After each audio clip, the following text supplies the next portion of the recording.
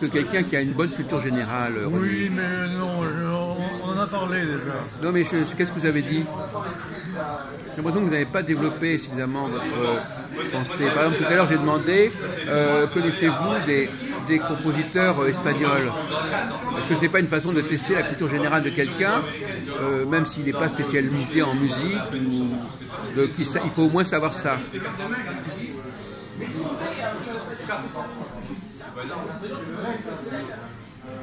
C'est vrai que la musique espagnole, c'est pas énorme. Donc il faut savoir ce qu'il y a. C'est pas comme les grands sportifs, il y en a des centaines de sportifs. Et puis, on parle des gens qui se sont illustrés, il y a déjà on a eu le temps de les voir. Il ne s'agit pas de savoir ce qui se joue actuellement au pays. Alors maintenant, l'actualité sportive fait-elle partie de la culture générale? Bon, jusqu'à quel point généralement, les gens qui connaissent le sport, ils connaissent rien d'autre.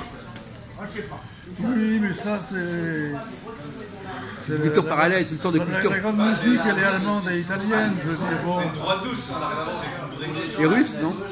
C'est récent, là, les musiciens russes, c'est récent, je veux dire. Oui. Ça fait quand même 200 ans, oui. Et même les musiciens français, bon, c'est... Ah, vous n'avez pas entendu parler des grands musiciens français du 18e siècle? Il y a Rameau, bon, enfin... Couperin, Rameau, par exemple, j'en parlais d'autres. Oui, mais oui. Mais de toute façon, pourquoi vous nous parlez de ça? Couperin, je connais, Rameau, je connais, je connais cela. Mais en Allemagne, il y avait Haydn, quand même, je veux dire, Bach. Attendez, est-ce que je vous ai interrogé là-dessus? Je ne sais pas très bien pourquoi, où est-ce que vous voulez en venir? Vous sortez un truc comme ça, de quoi on parle là? On ne parle pas de ça. Je vous ai demandé quelle était l'importance de la musique française. Oui, mais la musique, c'est pareil, je veux dire.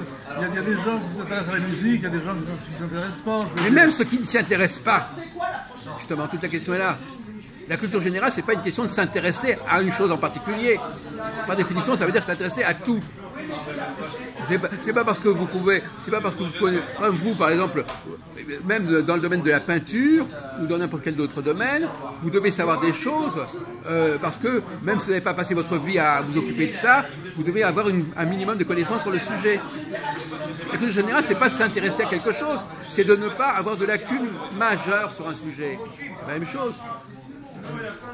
C'est pas une question de s'intéresser. Si vous connaissez quelque chose auquel vous êtes intéressé réellement, vous allez avoir certainement d'énormes lacunes. Il faut s'intéresser à des choses auxquelles on ne s'intéresse pas réellement, complètement et totalement. C'est ça le contraire. Culture générale, c'est pas la même chose que d'aimer ceci ou cela. Par exemple, même quelqu'un qui n'aime pas la musique classique doit connaître, doit avoir des éléments de base de la musique classique, même s'il s'y intéresse pas. Vous savez, ce genre d'argument, c'est comme quelqu'un l'autre jour, comme Valentin l'autre jour qui disait « Ah mais moi je connais pas ce qui s'est passé en 1900 parce que j'étais pas né ». C'est à peu près du même calibre d'argument, vous savez. Bon, et puis l'autre qui dit est-ce que vous connaissez les rois d'Angleterre? Il dit ah mais moi ça m'intéresse pas. C'est l'argument de ça ne m'intéresse pas, c'est aussi un argument assez bidon. Il y a des choses qu'il faut connaître. Alors justement, moi je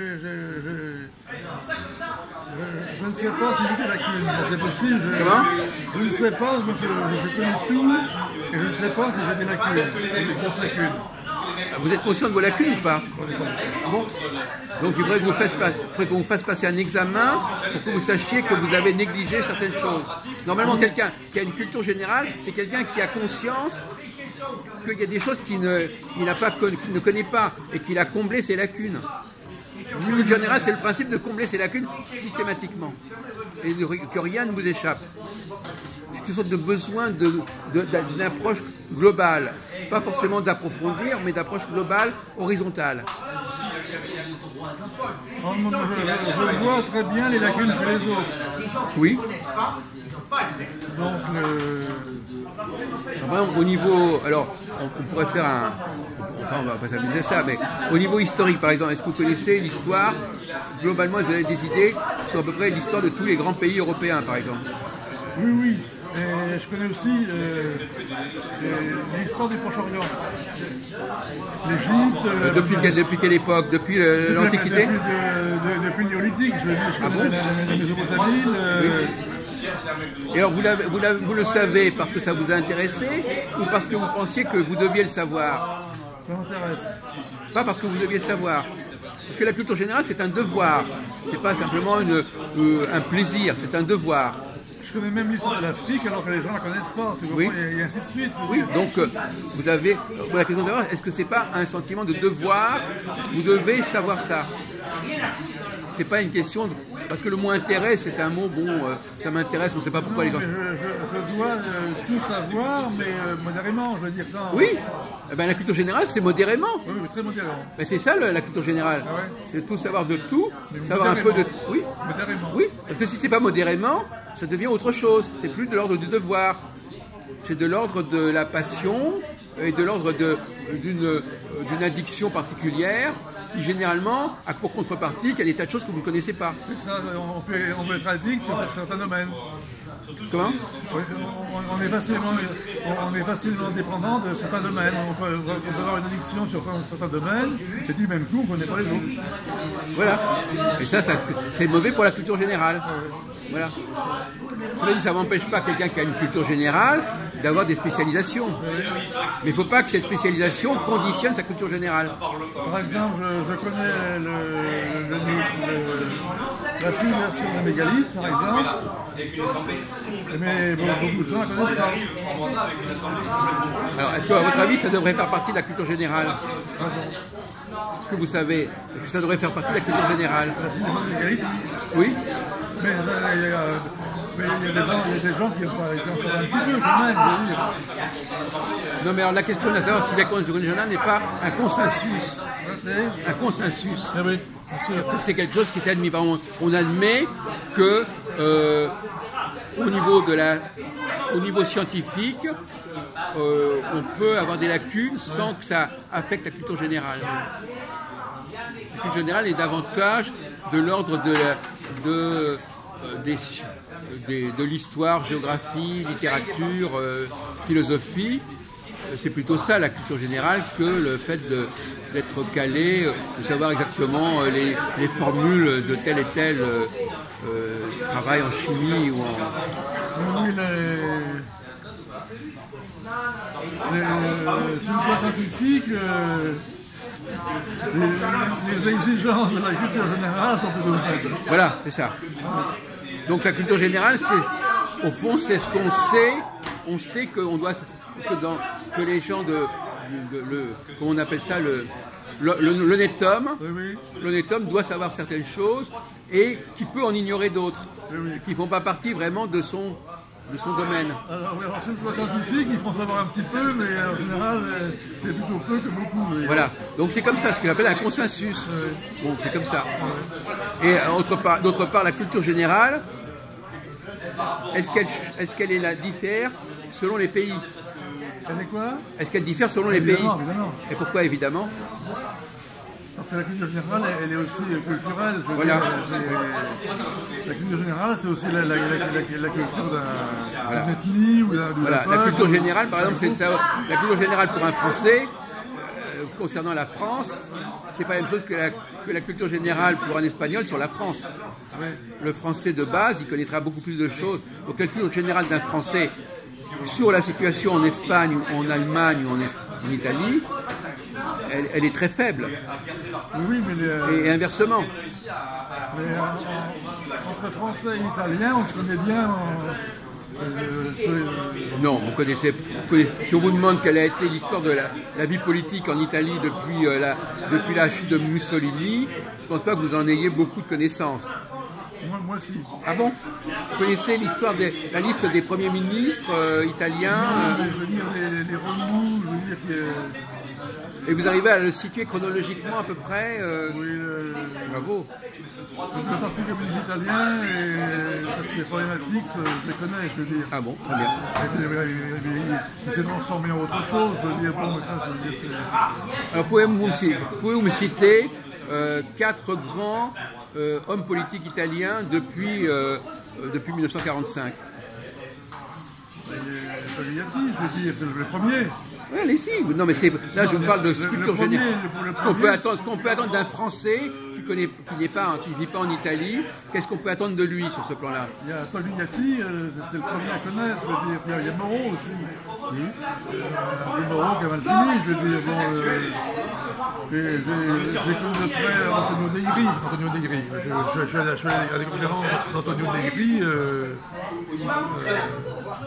Paris. Plus récemment, il y a la Ligue du Nord, je ne sais pas comment il s'appelle, mais il y a le leader de la Ligue du Nord. Oui, récemment, eux, ils savent le nom. Eux, ils savent, mais moi je... Et comment s'appelle le grand leader communiste italien? Aujourd'hui? Non, à l'époque. Pas aujourd'hui, qui a marqué l'Italie. On n'est pas dans l'aujourd'hui, là. J'ai oublié, mais si je le dis, je dirais oui. Oui, non, mais voilà. Togliatti, il était quoi? Non, non, c'est pas lui, le grand leader communiste. Non, Togliatti était des démocrates chrétiens, je crois. Oui. Togliatti était un leader démocrate chrétien. Oui. Et en même temps, il a fondé l'Italie moderne, l'Italie la République italienne. Donc, vous n'avez pas cité le grand... Alors, le grand homme politique italien dont on parle depuis une vingtaine d'années, c'est qui? Il y a eu... j'ai oublié les noms, mais enfin je veux dire, j'ai connu les... Il y avait deux leaders au Parti communiste, il y avait... Bon, si tu veux... Non mais je ne parle pas du Parti communiste, je parle un des grands noms de la vie politique italienne depuis 20 ans. Ah, puis il y a aussi la Cicciolina, je veux dire, bon... Non, mais un grand nom, on ne parle pas des femmes. C'est incroyable. Le grand nom de la politique italienne depuis 20 ans. Berlusconi. Oui, Berlusconi. Oui, mais... ça sort pas, ça, je sais pas. Ah, bah, Berlusconi, bien sûr, je connais Berlusconi, mais... Ah oui, mais ça sort. Justement, le problème, c'est que... Alors, la question, c'est de savoir si on n'a pas une bonne mémoire, on ne peut pas avoir une bonne culture générale, en fait. Oui, mais dès que tu parles de Berlusconi, je sais qui c'est, je veux dire. Ah oui, mais il faut vous le dire, alors c'est ça. Ah oui, alors ça, c'est inversé. Alors, c'est-à-dire qu'il y a le cas des gens qui peuvent dire... Alors, il y a ceux qui peuvent dire les choses eux-mêmes, et ceux qui le disent quand on leur montre le nom. C'est pas tout à fait le même niveau, ça. Oui, mais je veux dire, il y a les gens qui peuvent se faire remémorer les choses. Oui. Et puis il y a les gens qui ignorent, les ignorants. Oui, voilà, oui. Les ignorants, il y a encore leur faire remémorer les choses. Pire. C'est vrai que si vous donne par une liste de 20 noms, et je vous dis, donnez-moi les 3 noms sur la liste qui sont importants, vous allez les trouver. Oui. Par contre, celui qui connaît rien, il ne les trouvera pas. Mais c'est pas tout à fait le même niveau que celui qui les donne lui-même. Oui, alors Berlusconi, alors les frasques de Berlusconi sont vachement connus, je veux dire. Non, mais il n'y a pas que les frasques de Berlusconi. Bon. Oui, mais... Il n'y a aucune Claudine, docteur Claudine. Alors, actuellement, il y a comment il s'appelle, le parti 5 étoiles, mais mais ça, c'est le parti anarchiste qui s'est développé, c'est tout. Oui, non, mais d'accord. À l'origine, c'était un parti anarchiste qui était petit, je veux dire, et qui a pris de l'ampleur. Bon, de toute façon, quoi qu'on dise, de toute manière, vous ne connaissez pas. Ce que vous connaissez de la politique italienne, c'est certainement très très bas par rapport à ce que les Italiens savent de leur politique. Oui, alors j'aurais besoin que les Italiens expliquent, je veux dire, la chouette c'est le titre pour que les Italiens expliquent la politique italienne. Non mais et inversement, la plupart des gens, le français moyen, il connaît 100 fois plus de choses sur la vie française, politique française, que l'italien sur la vie française. Bon, donc c'est pour ça que je vous dis, la culture générale, elle est totalement consensuelle par rapport à un pays donné. Dans un pays donné, qu'est-ce qu'on est censé savoir? C'est simplement une convention. Jean, il connaît Jean. Ouais, mais moi, j'ai rien à cacher. Jean, je sais pas. Oui, mais Jean, tu sais comment je suis. Alors, par exemple, vous n'avez pas de vous avez donc finalement la question qui se pose quand on vous écoute, c'est quel est le moteur qui vous a amené à avoir des connaissances sur des sujets aussi divers et sur des périodes aussi diverses. Donc il y a un sentiment, une sorte d'instinct comme ça de connaître les choses, de savoir à peu près de quoi il s'agit. C'est pas seulement de la passion, c'est un devoir, c'est un surmoi. Non, c'est un plaisir. Pour moi, je veux dire, c'est pas... Mais quand vous employez le mot plaisir, ça ne veut rien dire le mot plaisir. Je m'adresse à tous, c'est tout. Satisfaire un devoir, ça peut être aussi un plaisir. Non, pour moi, la culture générale, c'est pas un devoir, c'est je m'intéresse à tout. Mais quelque part, c'est quand même un devoir. si vous réfléchissez bien, il y a une espèce de devoir qu'on a ou qu'on n'a pas, et qui est une sorte de contrainte quelque part. Voilà, il faut savoir les choses. J'ai des préférences sur les questions que je ne connais pas. J'ai une préférence dans ma lecture, dans les journaux, tout ça, à la radio, etc. J'ai une préférence pour tout ce que je connais mal. Oui, c'est normal, pour compléter, pour combler vos connaissances. C'est pour ça que je vous dis, c'est un sentiment de devoir. Vous me parlez de plaisir, ce n'est pas incompatible. Le plaisir et le devoir, c'est pas incompatible. La bonne conscience. J'ai une préférence pour ce que je connais pas. Oui. Et vous avez une préférence pour corriger vos erreurs aussi. Parce qu'il y a deux choses différentes. Il y a ce qu'on ne connaît pas et ce qu'on a mal compris. Et puis quand il y a un discours à la radio sur ce que je connais, alors là je fais autre chose en même temps. Ah oui. Je ne reste pas à écouter ce que je connais. Je peux laisser le poste éventuellement sur oui. Oui, mais discrètement. J'écoute à moitié. Flottante. J'écoute à moitié, des fois il dit des choses intéressantes, et puis j'avance dans mes affaires. Alors pour revenir à notre questionnement de départ, il y a compléter ses connaissances et corriger ses connaissances. C'est pas pareil. Vous pouvez avoir acquis des connaissances, mais qui ont été mal comprises ou mal assimilées. Effectivement, pour moi, l'histoire, c'est corriger des connaissances fausses que j'ai acquis à l'école. Voilà. Ah oui. Par contre, l'enseignement que j'ai reçu, et même l'enseignement actuel, aux ados, aux enfants, il est faux. Bon. L'enseignement scolaire, il est faux. Oui. En histoire. Oui. Bon, et moi, je rectifie par des émissions à la radio, par des lectures, etc. Cet enseignement faux qui continue à être dispensé.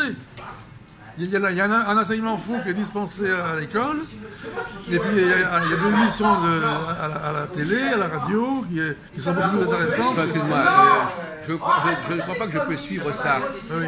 La culture générale peut être un enseignement faux, puisque c'est des connaissances vagues sur des certain nombre de sujets qui ne résistent pas à un travail spécialisé. Et donc, justement, je préfère les revues spécialisées plutôt que la culture générale.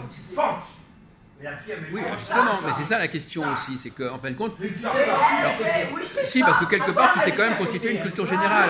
Oui, mais en même temps, je suis critique. Je suis critique par rapport à la culture générale. Non, mais la culture générale n'a jamais consisté à vouloir savoir le vrai. La culture générale, ça veut dire simplement avoir des balises, avoir des repères. Mais on sait très bien que c'est très superficiel. La culture générale, c'est quelque chose de superficiel. On peut par exemple lire des bouquins de culture générale. On apprend par cœur, il y a des bouquins, la culture générale pour les nuls, ou je sais pas quoi. Moi par exemple quand j'avais 12-13 ans, je lisais des bouquins comme ça pour savoir des choses. Par exemple en littérature, on apprend des noms d'auteurs qu'on n'a pas forcément lus. On ne sait pas en littérature que ce qu'on a lu. Oui, mais moi, le grand public ne m'intéresse pas. Donc, si le grand public c'est la culture générale, moi, ça ne m'intéresse pas. Tout à l'heure, tu disais que tu étais pour la culture générale. Oui, mais ça dépend ce qu'on appelle culture générale.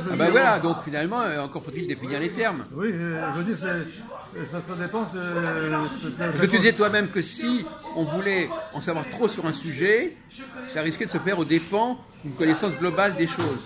Oui, mais au profit de la connaissance du sujet. Oui, alors justement, donc c'est un autre choix. Donc c'est aux dépens de la culture générale. Plus tu perds de temps à approfondir un sujet, moins tu en consacres à ta culture générale. Oui. Voilà. Et je préfère ça. Oui, ben voilà, ben pourquoi pas. Mais quand même, pour comprendre n'importe quel sujet, pour approfondir n'importe quel sujet, il faut un minimum de culture générale. Ah. Pourquoi ? Parce que la culture générale...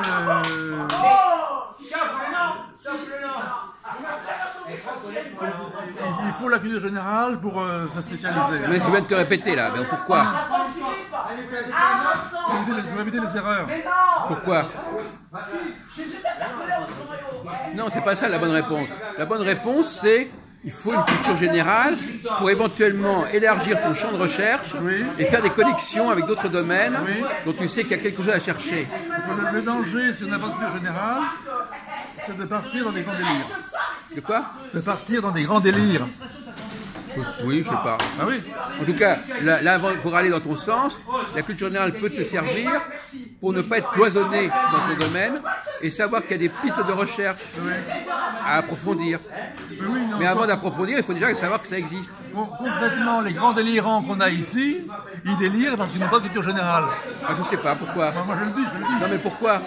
Je vois pas. Non, mais excusez-moi, tu le dis et je comprends pas pourquoi. Je dis pas que tu as tort. Pourquoi leur absence de culture générale les amène à faire des délires Oui. Je vois pas pourquoi. En tout cas, tu n'as pas. S'ils avaient une culture générale, ils seraient moins délirants. Mais ça, c'est des. Non, mais là, c'est du. Ça, on peut pas rester à ce niveau-là. Tu comprends bien, délirant, c'est un qualificatif, c'est un jugement de valeur. C'est pas comme ça que tu argumentes. Pourquoi? Non. La culture générale, c'est quand même vérifier ce qu'on sait. Comment? La culture générale, c'est vérifier ce qu'on sait. C'est une vérification. Non, la culture générale, c'est. Non, justement, c'est une fausse définition de la culture générale. Non. La culture générale, c'est de ne pas dire trop de conneries. Oui. C'est pas pareil. C'est de savoir à peu près où on en est. C'est pas, il faut pas aller trop loin. Il faut pas attendre trop loin de la culture générale. Ça peut servir, mais là, par exemple, leur absence de culture générale, soi-disant, je vois pas très bien où tu veux en venir. Là, c'est pas démontré ce que tu as dit. Hein. C'est pas... Oui, mais Donne-moi un exemple d'une carence de culture générale qui aboutirait à un délire, par exemple. Dis-moi, voilà, t'écoute. Qu'est-ce que tu es en train d'affirmer? mais les gens qui sont là, je veux dire. Ben oui, ben écoute, donne-moi un exemple de délire lié à un manque de culture générale. Ça commence bien par un R, finit par un A, mais maintenant il essaie de manipuler les gens. Ouais, ça fait espagnol, c'est vrai, elle aurait peut-être raison, ça. T'es d'origine espagnole. Tu vois bien que tu te contentes d'expressions, de formules qui valent pas mieux que eux, parce que finalement tu te payes de mots et tu ne précises pas ta pensée. Donc toi, ils ont une mauvaise influence sur toi, ces gens-là. Si tu étais dans un milieu plus tonique, tu parlerais pas comme ça. Tu te permettrais pas, moi par exemple, je me permettrais pas de dire des choses comme ça, moi par exemple. Je me permettrais pas de lancer un truc, ah bon, il y a ceci, et donc ça... Non, moi je ne suis pas à ce stade.